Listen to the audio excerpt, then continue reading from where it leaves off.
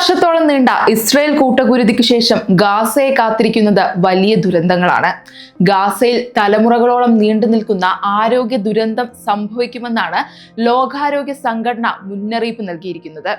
Israel ആക്രമണത്തിന്റെ അനന്തരഫലമായി ഇപ്പോൾ തന്നെ ഫലസ്തീനിൽ രോഗങ്ങളും പരിക്കുകളും കൊണ്ട് ബുദ്ധിമുട്ടുകയാണ് ജനങ്ങൾ. അതുകൂടാതെ ഭക്ഷണത്തിന്റെയും അവശ്യ സാധനത്തിന്റെയും ക്ഷാമവും മറുതലക്കലുണ്ട്. ഗാസയിലെ സ്ഥിതി വിനാശകരവും വാക്കുകൾക്ക് അതീതവുമാണെന്ന് WHO മേധാവി തെദ്രോസ് അദാനോം ഗബ്രിയേസസ് BBC റേഡിയോയോട് പറഞ്ഞു. ശുദ്ധജലമില്ലാത്തതിനാലുള്ള രോഗങ്ങളും ഗാസയിൽ വർദ്ധിക്കുന്നുണ്ട്.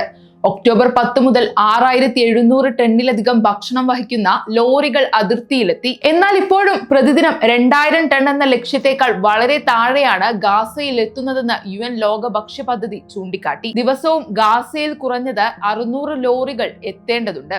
എന്നാൽ ശരാശരി 200-നും 300-നും ഇടയിൽ മാത്രമാണ് ഇപ്പോൾ എത്തുന്നത്.